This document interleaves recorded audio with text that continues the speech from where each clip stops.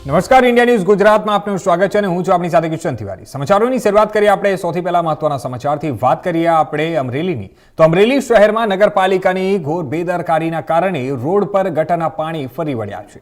શહેરના bus stand જે road પર ગટરના પાણી ઊભા રોડે ચડ્યા છે। અજમેરા સ્કૂલથી લઈ લક્ષ્મી નારાયણ મંદિર સુધી ગટરના ગંદા પાણી ભરાઈ આવ્યા છે અને ત્યારે હવે સ્થાનિક લોકો અને વાહન ચાલકો પરેશાન થયા છે। પરેશાન થયાના સ્કૂલના વિદ્યાર્થીઓને ગટરના પાણીમાં ચાલવા માટે મજબૂર બનવું પડે છે। જે આપણે વાત કરીએ તો ખાનગી હોસ્પિટલના દર્દીઓ પણ અવર જવર કરવો એ લોકોને પણ મુશ્કેલી બની રહી છે અને અવસર અવારનવાર રજૂઆતો કરવા છતાં પણ કોઈ પણ કામગીરી ન થતા લોકોમાં રોષ છે।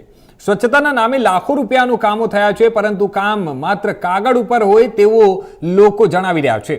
અમરેલી શહેરમાં પોષ વિસ્તાર ગણાતા એવા બસ સ્ટેન્ડ મેઇન રોડ પર ગટરના ઉભરાતા પાણીથી લોકો મુશ્કેલીમાં મુકાયા છે।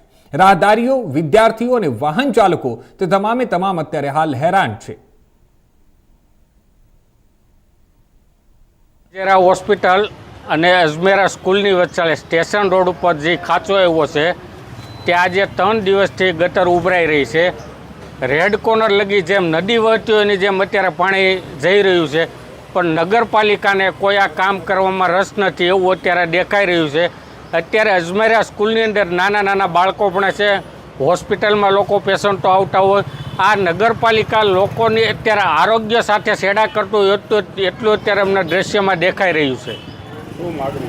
માંગણી એવી છે કે આ 2 દિવસ તો ઓલરેડી અમે રજૂઆત કરી રહ્યા છીએ નગરપાલિકાને, પણ આજ સાંજ લગીનમાં આ ગટરનું સાફ કરી અને નિરાકરણ કરે એવી અમારે